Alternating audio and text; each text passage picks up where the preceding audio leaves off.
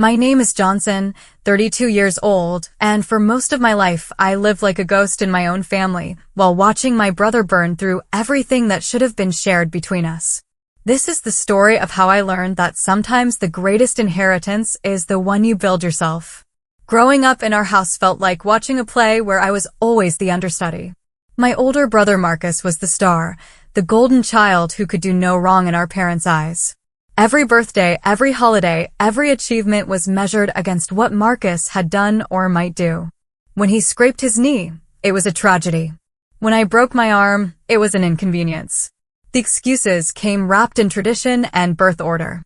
My mother would say that Marcus needed more attention because he was the firstborn, as if that biological accident granted him special privileges.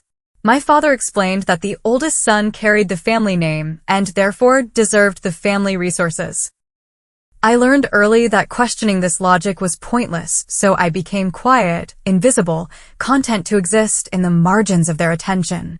School became my refuge, the one place where merit mattered more than birth order.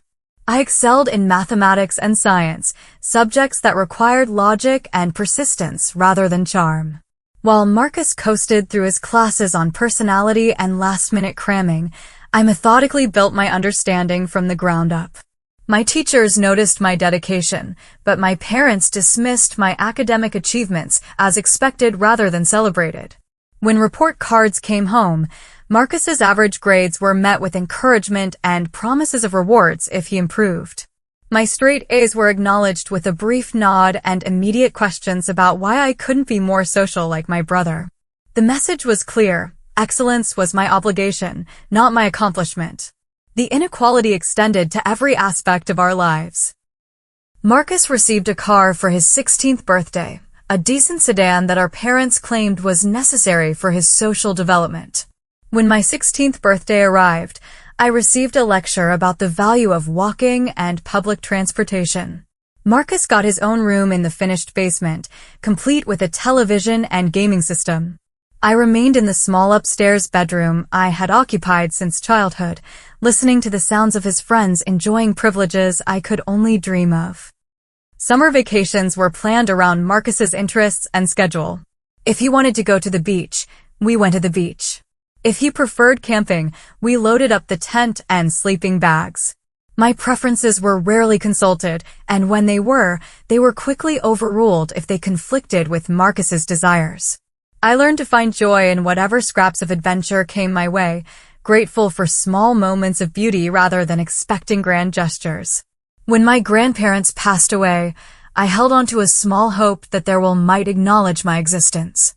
They had always been kinder to me than my parents, and my grandmother once told me I had a gentle heart that deserved protecting. She would slip me extra cookies when my parents weren't looking and ask about my dreams for the future with genuine interest. My grandfather taught me to play chess during long summer afternoons, praising my strategic thinking and patience. But when the lawyer read the will, that hope crumbled like old paper. Marcus inherited the house where we had spent countless summers, the one with the wraparound porch and the apple tree we used to climb. The house held so many memories for me, helping grandmother tend her garden, reading books in the quiet library, playing board games during rainy days. Now it belonged to someone who saw it primarily as a financial asset. He received the savings account that grandfather had been building for decades, money that was supposed to help both grandchildren start their adult lives. This wasn't just cash. It represented years of careful budgeting, small sacrifices, and hopes for our futures. Grandfather had often spoken about wanting to give us both a head start in life, but apparently his definition of both had been revised somewhere along the way. Marcus even got grandmother's jewelry box, including the delicate gold locket she had once shown me privately, saying it would be perfect for someone special in my future. She had told me stories about each piece, explaining their history and significance. The sapphire ring had been her mother's engagement ring. The pearl necklace was a gift from grandfather on their 20th anniversary. The silver brooch was a family heirloom passed down through generations. All of it now belonged to someone who would likely sell it for quick cash. My name appeared nowhere in the document. Not for the antique clock that chimed every hour, not for the books I had actually read, Not even for the small ceramic elephant I had given grandmother for her birthday when I was 7. It was as if 30 years of being their grandson had been erased with legal ink. The inheritance totaled around $130,000, a sum that could have changed both our lives if shared. Instead, it became Marcus's playground money, funding a lifestyle of expensive restaurants, luxury vacations, and get-rich-quick schemes that never quite worked out. I left home quietly after college, taking a technical support job 3 states away. Nobody asked me to stay. Nobody seemed to notice I was gone. The family group chat continued without me, sharing photos of Marcus's latest adventures and business ventures. My parents sent me generic birthday texts, usually a day late, and acted like my absence was perfectly normal. The first few months of independence were harder than I had expected. I lived in a studio apartment with thin walls and unreliable heating, surviving on ramen noodles and discount groceries. I walked to work to save money on gas, wearing through shoes faster than I could afford to replace them. But there was something liberating about the struggle. Every challenge I overcame was mine. Every small victory was earned through my own effort. Meanwhile, I built my life piece by piece. I worked overtime to afford a small apartment, saved every penny I could, and slowly climbed the corporate ladder through sheer determination. I learned to cook, to fix things that broke, to find contentment in simple pleasures. I created a world where I mattered, where my decisions had consequences, where my efforts were rewarded. My work ethic caught the attention of my supervisors, and within 2 years I had been promoted to a senior technical role. I took on additional responsibilities, volunteered for difficult projects, and slowly built a reputation as someone who could be trusted with complex problems. The skills I had developed as a child, patience, attention to detail, and the ability to work independently, served me well in my professional life. Marcus, on the other hand, was burning through his inheritance like it was monopoly money. His social media posts showed him living like a millionaire, throwing parties, buying expensive gadgets, and starting businesses that folded within months. He tried launching a cryptocurrency podcast, recording episodes in grandmother's living room, surrounded by furniture he never dusted and books he never read. The podcast lasted 4 episodes before he lost interest and moved on to the next get-rich-quick scheme. He started a lifestyle blog about entrepreneurship and success, posting photos of himself in expensive suits and luxury cars. His followers didn't know that the suits were rented and the cars were borrowed. He wrote about the mindset of winners and the importance of taking risks, but his advice was hollow, based on inherited privilege rather than genuine experience. The consulting company he launched was his most ambitious failure. He rented an expensive office space, hired a small staff, and promised clients revolutionary strategies for business growth. But when pressed for specifics, his recommendations were recycled content from business books he had skimmed. Within 6 months, the company was facing lawsuits from unsatisfied clients and unpaid vendors. The first crack in his perfect life came when he sold the house. I heard about it through my cousin Rachel, who still kept me updated on family drama despite my distance. Marcus had leveraged the property for a business loan that went bad, and the bank had foreclosed. The house that held all our childhood memories was gone, sold to strangers who would never know about the secret hiding spots we had discovered or the stories grandmother used to tell us on the porch swing. The new owners planned to demolish the house and build a modern structure in its place. Grandmother's rose garden would be paved over for a 3-car garage. The apple tree where we had built a treehouse would be removed to make room for a swimming pool. Generations of family history would be erased to make way for someone else's vision of the future. But even losing the house wasn't enough to wake up my parents.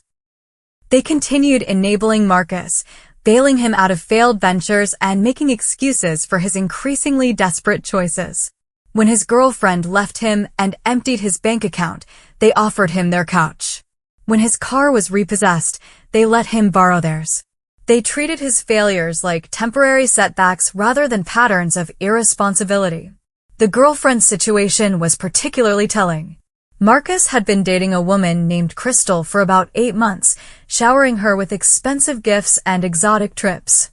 He bought her a diamond bracelet for Valentine's Day, a luxury handbag for her birthday, and paid for a week in the Bahamas just because she mentioned wanting to see the ocean. When she left him, she took everything of value from his apartment, including electronics, jewelry, and the last of his ready cash. My parents' response to this betrayal was to comfort Marcus and criticize Crystal for taking advantage of his generous nature.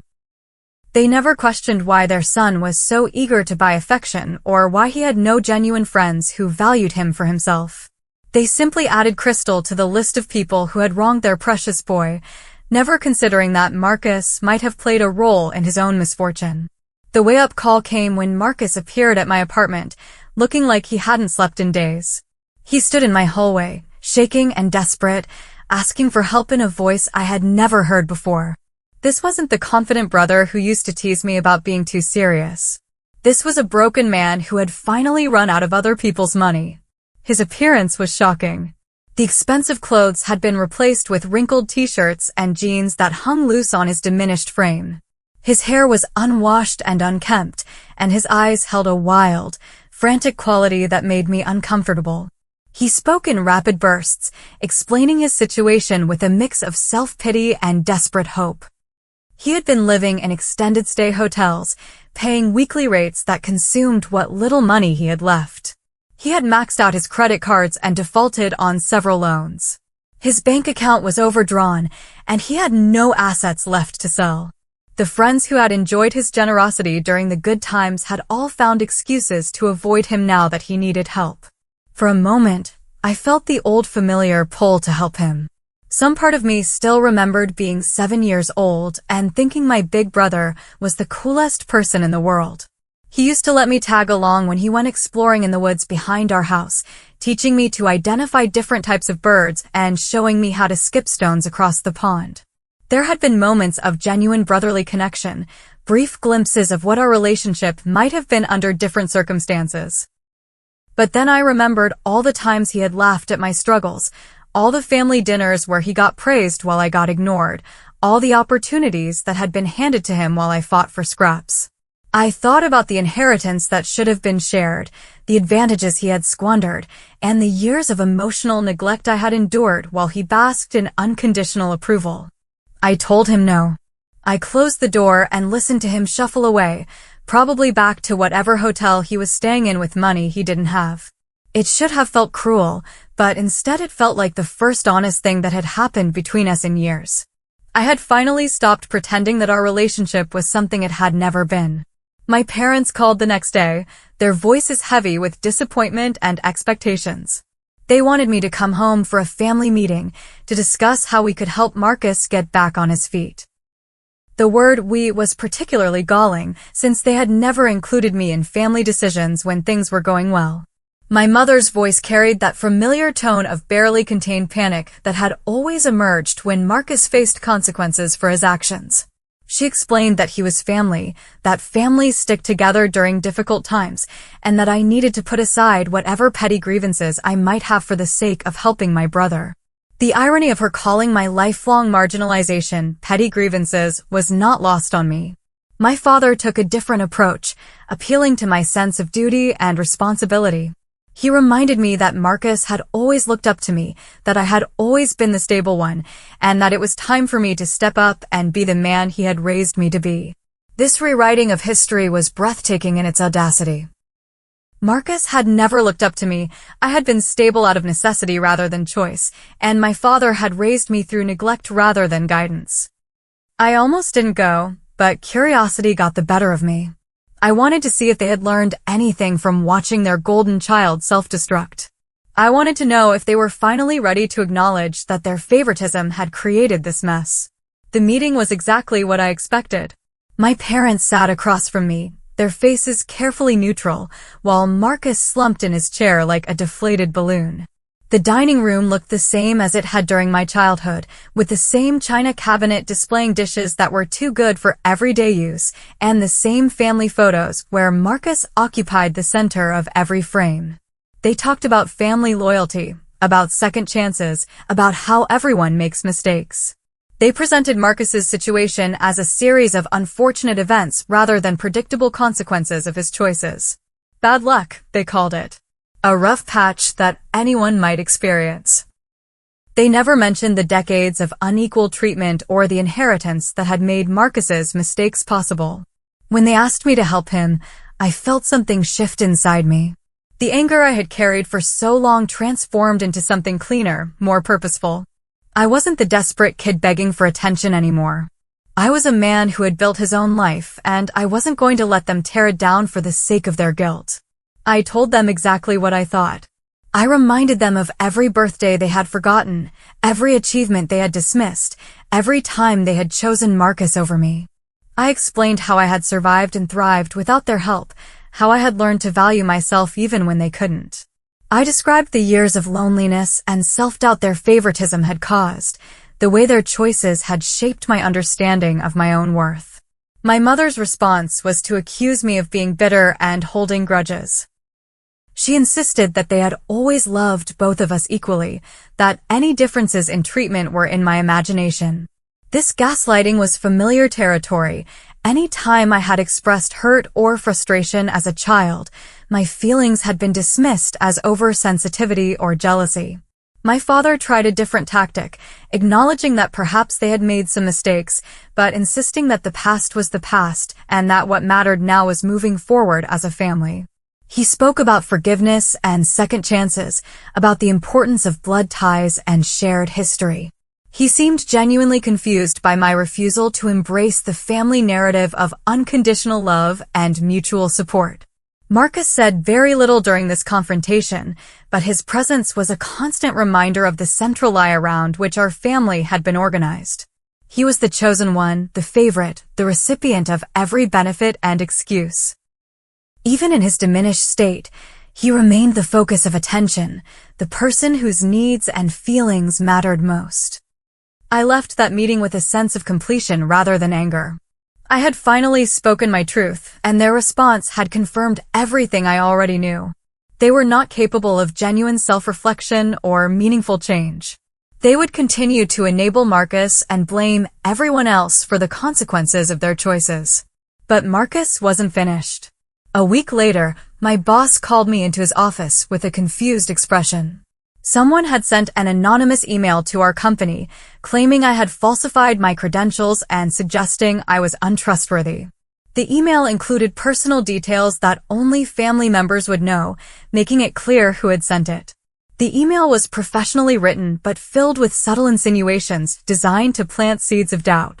It mentioned my family background, suggesting that I had lied about my educational achievements and work history. It referenced old addresses and personal details that would be difficult for a stranger to obtain. Most damaging of all, it included doctored screenshots of social media posts that made me appear unstable and dishonest.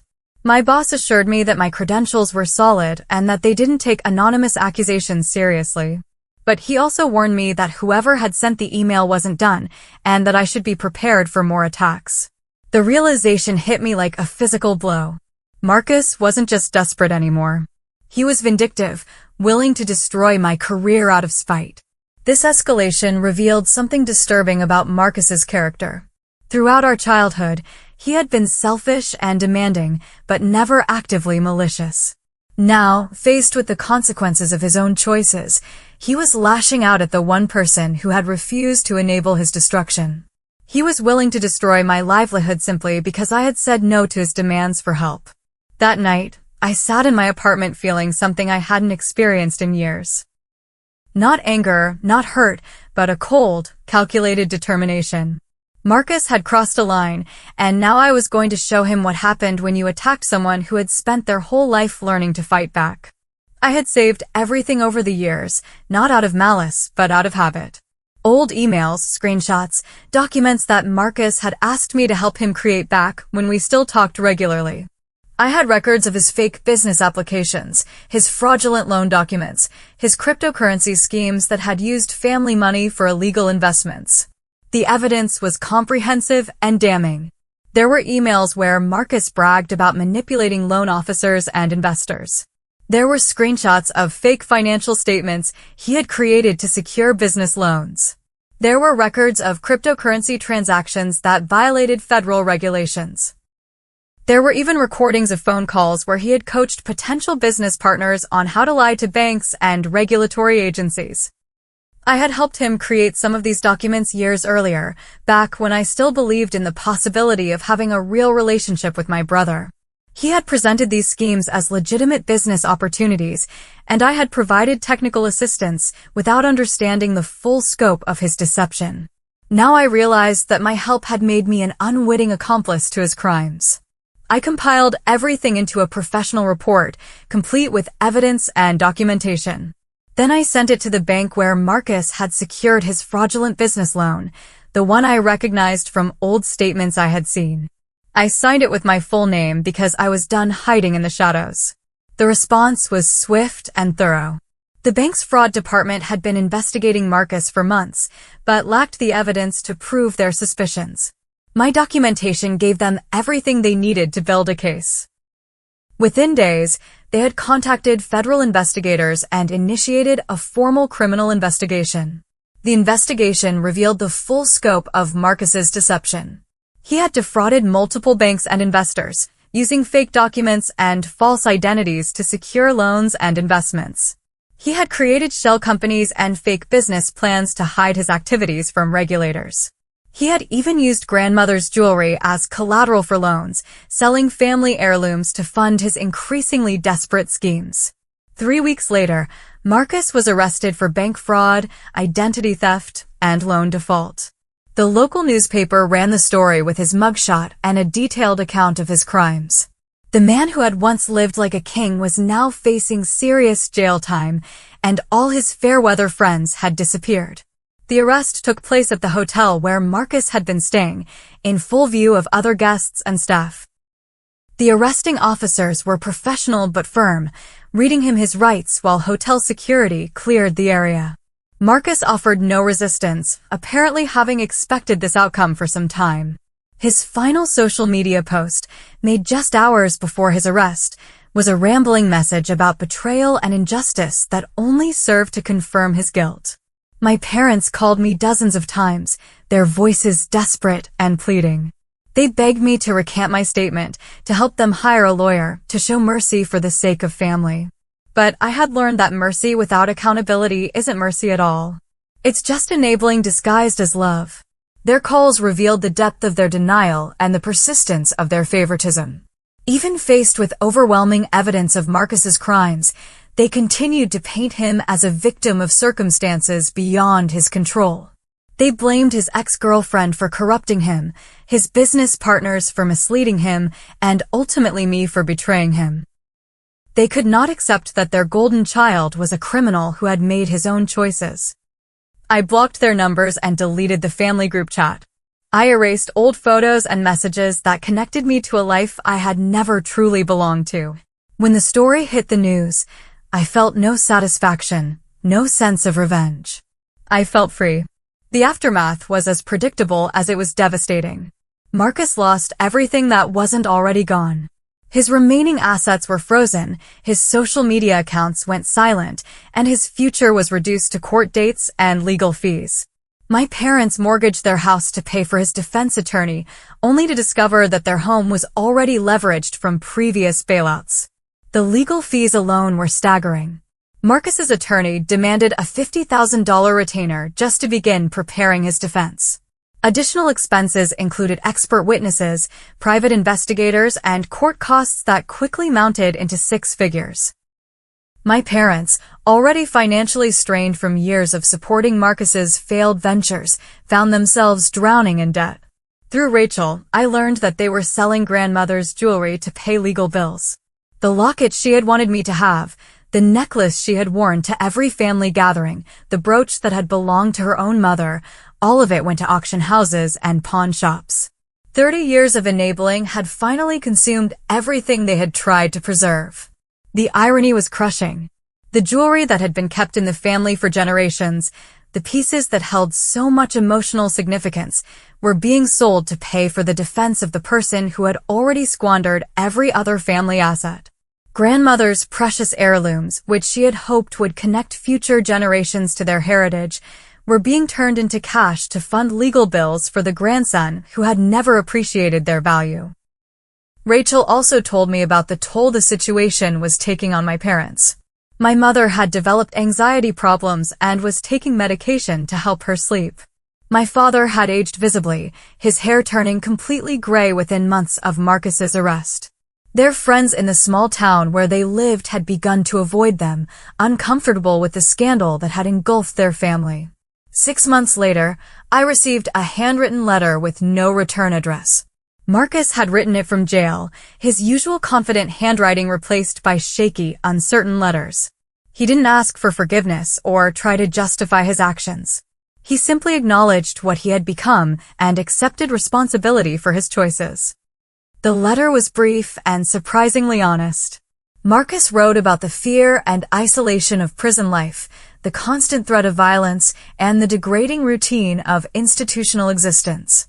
He described fellow inmates who had lost everything through their own poor choices, men who had once been successful but had gambled away their futures through greed and stupidity. He also wrote about the time he had to think about his life and the choices that had led him to this point. For the first time, he seemed to understand that his problems were not the result of bad luck or other people's failures, but of his own character flaws and moral failures. He expressed regret not just for his crimes, but for the person he had become.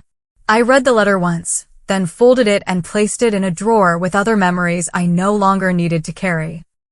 For the first time in my life, I felt completely free from the weight of family expectations and the burden of trying to earn love that had never been freely given. Standing in my apartment that evening, looking out at a city I had learned to call home, I understood something profound about inheritance. The money and property my family had fought over were just things, temporary possessions that could be lost or stolen or wasted. The real inheritance was what I had built for myself. Resilience, independence, and the knowledge that I was enough, exactly as I was. I had spent 30 years trying to earn a place in a family that had already decided I didn't belong. Now I was free to build my own family, my own traditions, my own definition of success. The golden child had turned to ash, but the shadow had finally found his light. My phone buzzed with a text from Rachel, asking if I was okay and if I needed anything. I smiled and typed back that I was better than okay. I was finally home, in a life I had built with my own hands, surrounded by people who chose to know me rather than people who were obligated to claim me. Over the following months, I began to understand the full scope of what I had accomplished. I had not just survived a dysfunctional family system, I had transcended it. I had built a life based on merit rather than favoritism, on genuine relationships rather than obligatory connections, on personal growth rather than inherited privilege. The story of my family's destruction was complete, but the story of my life was just beginning. And for the first time in 32 years, I was the author of my own narrative, writing chapters filled with possibility instead of disappointment, hope instead of resignation. Sometimes the greatest gift you can give yourself is the courage to walk away from people who don't appreciate your worth. Sometimes the most valuable inheritance is the one you create through your own effort and determination. And sometimes, learning to love yourself is the most important lesson of all.